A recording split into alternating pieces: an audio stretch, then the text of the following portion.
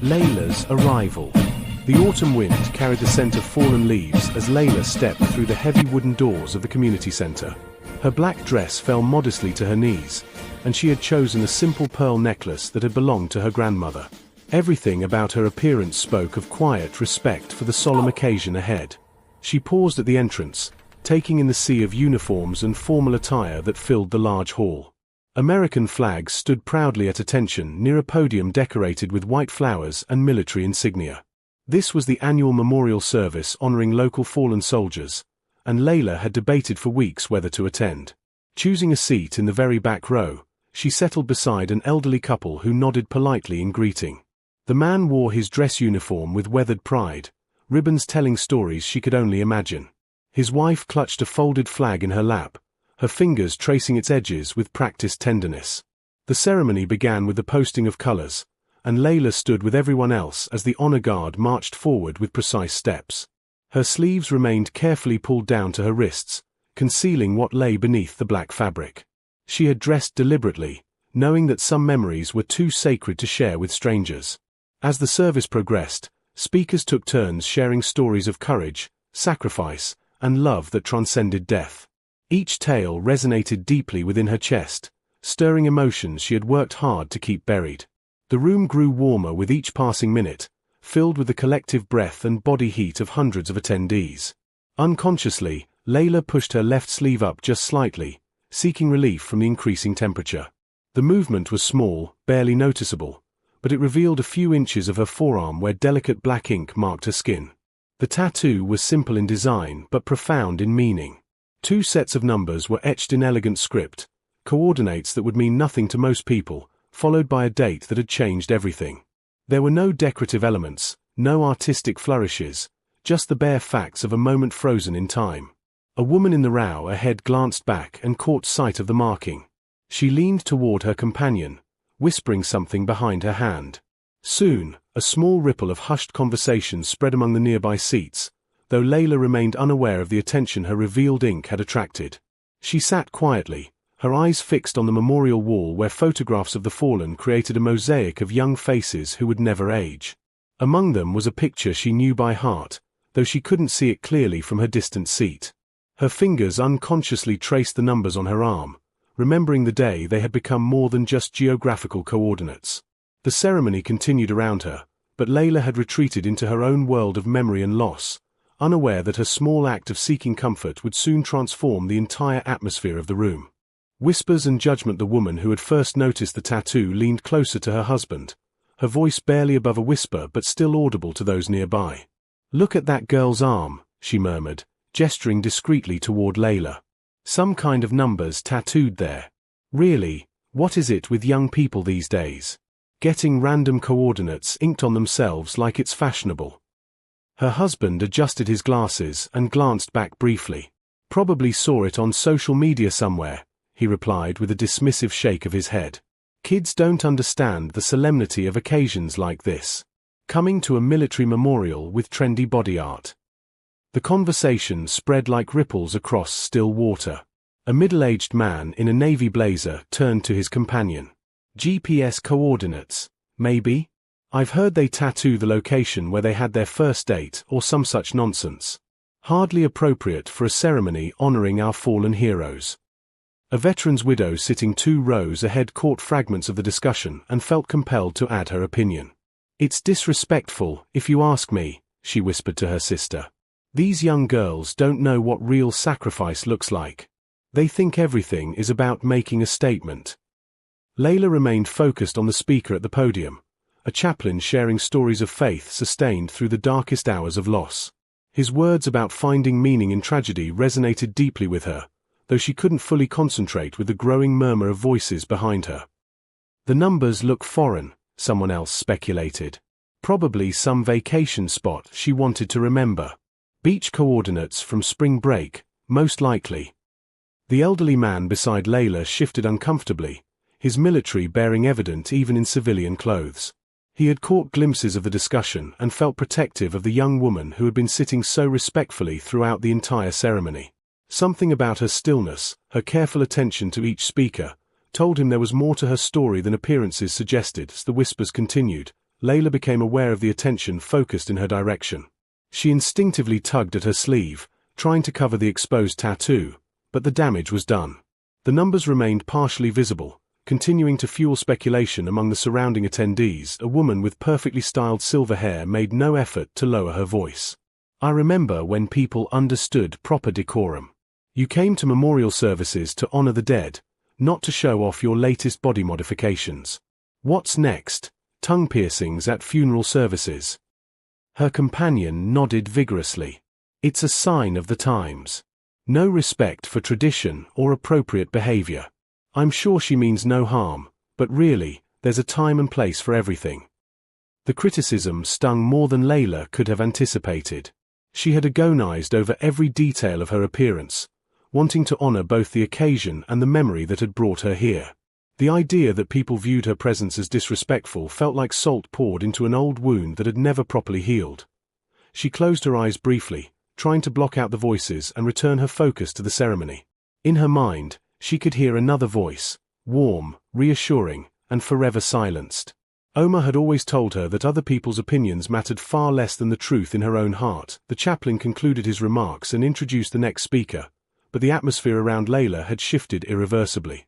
She found herself surrounded by judgment from people who saw only the surface of her story, unaware that the simple numbers on her arm represented the most profound loss and love she had ever experienced. The promise and the loss. 6 months earlier. The beach stretched endlessly in both directions, unmarked sand meeting endless sky in a perfect line. Layla and Omar had discovered this secluded stretch of coastline during one of his brief leaves, driving for hours to find a place where they could exist without the weight of his impending deployment pressing down on them. Omar sat beside her on the weathered driftwood log they had claimed as their own, his strong hands gentle as they traced patterns in the sand between their feet. Even in civilian clothes, his military bearing was unmistakable. The straight shoulders, alert eyes that constantly scanned their surroundings, the careful economy of movement that spoke of years of training. "I want to remember this exact spot," he said, pulling out his phone to check their location. 36 degrees, 47 minutes, 12 seconds north. 121 degrees, 59 minutes, 8 seconds west. He repeated the numbers slowly, as if committing them to memory. Layla leaned against his shoulder, breathing in the salt air mixed with his familiar cologne. "Why those specific coordinates? The whole beach is beautiful." "Because this is where I'm going to ask you to marry me when I get back," Omar replied simply, his voice steady despite the magnitude of his words. "Right here, where we can hear the waves and feel like we're the only two people in the world." Her breath caught in her throat. They had talked about the future in careful, hypothetical terms, but this was the first time he had spoken with such certainty about their life together. "Omar, I know it's not official yet," he continued, taking her hands in his. "I don't have a ring, and this isn't the proposal you deserve. But I need you to know that when I'm halfway around the world, this is what I'll be thinking about. This moment, this place, and the promise that I'll come back to make it real." The waves crashed against the shore in rhythmic patterns, marking time as they sat in comfortable silence. Layla memorized everything about the moment, the way the afternoon light caught the gold flecks in Omar's brown eyes, the sound of seagulls calling overhead, the feeling of complete contentment despite the looming goodbye. "Promise me something," she whispered, her voice barely audible above the ocean's song. "Anything. Promise me you'll be careful. Promise me you'll remember that someone is waiting for you right here." She pressed her palm against the sand where they sat today. "These coordinates, this exact spot, I'll be here when you come home." Omar pulled her closer, his arms strong and protective around her shoulders. "I promise, Habibi. Nothing in this world could keep me from coming back to you." 2 months later. The chaplain's words blurred together as Layla sat in the military chapel, her world collapsing around her with each carefully chosen phrase about honor, duty, and ultimate sacrifice. The flag-draped casket at the front of the church seemed impossibly distant, as if she were viewing it through the wrong end of a telescope. "Lieutenant Omar Hassan died serving his country with distinction," the chaplain continued. "His final mission resulted in the successful evacuation of 23 civilians from a hostile zone. He gave his life so that others might live." The words were meant to provide comfort, but they felt hollow against the magnitude of her loss. Omar had been reduced to statistics and commendations, his vibrant life summarized in military terminology that captured nothing of the man who had promised to return to their beach. After the service, his commanding officer approached her with practiced compassion. "He spoke of you often," Captain Rashid said gently. "He carried your picture with him everywhere. In his final communication, he asked me to tell you that he never forgot his promise." The coordinates burned in Layla's memory like a beacon calling her home to their sacred place. 2 weeks later, she sat on the same driftwood log, waves crashing with the same rhythm, but everything had changed. The world looked different through eyes that had seen too much grief for someone so young. She pulled out the business card the tattoo artist had given her and dialed the number with shaking fingers. "I need you to ink something for me," she said when he answered. "Coordinates and a date. It has to be perfect." The commander's recognition. The heavy footsteps in the center aisle caused a subtle shift in the ceremony's atmosphere. Captain Rashid had arrived later than intended, his dress uniform immaculate despite having driven 3 hours to attend the memorial service. His presence commanded immediate respect, shoulders square, ribbons telling stories of valor and loss, eyes that had seen too much but remained steady and kind. As he made his way toward an available seat near the front, his trained gaze swept the assembly with the automatic assessment of a career military officer. He noticed the elderly veterans sitting with quiet dignity, the family members clutching photographs and folded flags, the community members who had come to honor those who had served. Then his eyes fell upon Layla's exposed forearm, and he stopped mid-step. The coordinates were burned into his memory from the mission reports he had written and rewritten, trying to capture the heroism of that final day in clinical military language. 36 degrees, 47 minutes, 12 seconds north. 121 degrees, 59 minutes, 8 seconds west. Below the numbers, a date that marked both an ending and a beginning. Captain Rashid had been the one to coordinate the search and rescue mission that had recovered Omar's remains. He had been the one to call Layla with the news that had shattered her world. He had been the one to present her with the folded flag at the funeral, watching her young face crumble with grief that seemed too large for her small frame. But seeing those coordinates tattooed on her skin revealed a depth of love and commitment that went beyond anything he had witnessed in his 23 years of military service. This wasn't just remembrance, it was a permanent testament to a promise that transcended death itself. The whispered conversations around Layla's section of seating had grown more pointed during his approach. He could hear fragments of judgment and speculation about the young woman who had dared to bring inappropriate body art to a solemn occasion. The irony wasn't lost on him that these same people were here to honor men and women who had died defending their right to express themselves freely. Without hesitation, Captain Rashid changed course toward Layla's row. His movement was deliberate and purposeful, causing heads to turn and conversations to fade. Military protocol and proper behavior were second nature to him, and what he was about to do carried a weight of authority earned through years of faithful service. He stopped directly beside Layla's seat, his presence causing her to look up in surprise. For a moment, their eyes met, his filled with recognition and respect, hers wide with uncertainty and the lingering pain that had become her constant companion. Captain Rashid's hand moved to his forehead in a precise military salute, held with perfect form despite being in an informal setting. The gesture was unmistakable in its meaning. He was rendering honors to someone who had sacrificed for their country, even though she had never worn a uniform or taken an oath of service. The room fell completely silent. Every conversation stopped, every whisper died, every speculation ceased as hundreds of eyes focused on the commanding officer paying tribute to the young woman with the mysterious tattoo. The elderly veteran beside Layla straightened in recognition of the moment's significance, his own military instincts responding to the display of respect. Layla's hand instinctively moved to cover her heart as tears began to well in her eyes. She understood the honor being shown to her, and more importantly, to Omar's memory. Captain Rashid held the salute for a full 10 seconds, long enough for everyone present to recognize that this was no casual gesture, but a deliberate act of recognition.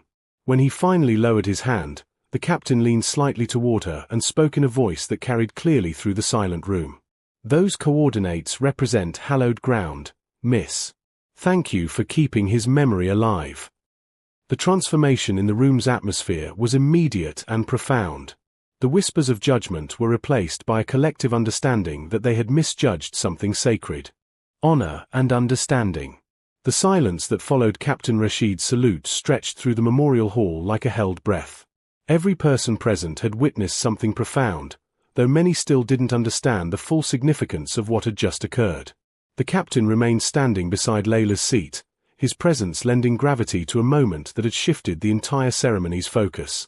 An older woman who had been among the most vocal critics slowly turned in her seat to face Layla directly. Her face, previously marked by disapproval, now showed uncertainty and the beginning of shame. She had spent her entire adult life as a military spouse, attending countless ceremonies and memorial services, yet she had failed to recognize a Gold Star girlfriend when she saw one. The chaplain at the podium, sensing the weight of the moment, made a decision that honored both the scheduled program and the unexpected revelation that had just unfolded. "Captain Rashid," he said, his voice carrying clearly through the hall, "would you share with us the significance of what we've just witnessed?" Captain Rashid looked down at Layla, silently asking for her permission. She nodded slightly, understanding that Omar's story deserved to be told properly, without whispers or speculation clouding his sacrifice. "The coordinates on this young woman's arm mark the location where she last spoke with Lieutenant Omar Hassan before his final deployment," the captain began, his voice steady and clear. Lieutenant Hassan was killed in action while successfully evacuating 23 civilians from a hostile zone. Those numbers represent not just geographical data, but a promise between two people who loved each other enough to believe they could overcome anything. He paused, allowing the words to settle over the assembly. "That date below the coordinates marks the day we lost a good man and this woman lost the future they had planned together. Her tattoo isn't decoration or a fashion statement. It's a permanent memorial to a love story that ended in service to others." Layla felt tears streaming down her cheeks, but for the first time since Omar's death, they weren't solely tears of grief. Mixed with the sorrow was relief at finally being understood, gratitude for Captain Rashid's recognition, and pride in the man she had loved who continued to inspire respect even in death. The elderly veteran sitting beside her reached over and gently took her hand. His weathered fingers, which had once held weapons in defense of freedom, now offered comfort to someone who had sacrificed in a different but equally meaningful way. "Thank you for his service," he whispered. "And for yours." The phrase rippled through the assembly as people began to understand that sacrifice extended beyond those who wore uniforms. Families, friends, and partners of military personnel served their country too, carrying the weight of worry, enduring separations, and sometimes bearing the ultimate cost of loss. Captain Rashid addressed the room once more before taking his seat. "We gather today to honor all forms of service and sacrifice. Some serve in uniform, others serve by loving those who wear the uniform. Both deserve our respect and recognition." As the ceremony continued, the atmosphere had fundamentally changed. Where there had been judgment, understanding now prevailed. Where there had been whispers, respectful silence reigned. The speakers who followed seemed to speak with greater purpose, their words carrying the weight of newly recognized truth about the many ways people serve their country. When the service concluded and people began filing out, many stopped to speak with Layla. Apologies were offered, hands were shaken, and stories were shared. The woman who had first criticized her tattoo approached with tears in her eyes. "I'm sorry," she said simply. "I didn't understand. My husband served for 30 years, and I should have known better." Layla accepted the apology with grace, understanding that judgment often came from lack of knowledge rather than malice. As she finally prepared to leave, Captain Rashid approached her once more. "He would be proud of how you've honored his memory," he said. "Those coordinates will always be sacred ground because of what they represent." Driving home that evening, Layla felt a peace she hadn't experienced since receiving the news of Omar's death. Her tattoo was no longer a secret burden to bear alone, but a recognized symbol of love and sacrifice that had earned its place among the stories of service and honor. The coordinates on her arm would always mark the place where two lives had intersected with perfect love, even if that love had been cut tragically short. But now they also mark something more, the moment when a room full of strangers learned that heroes come in many forms, and love can be its own kind of service.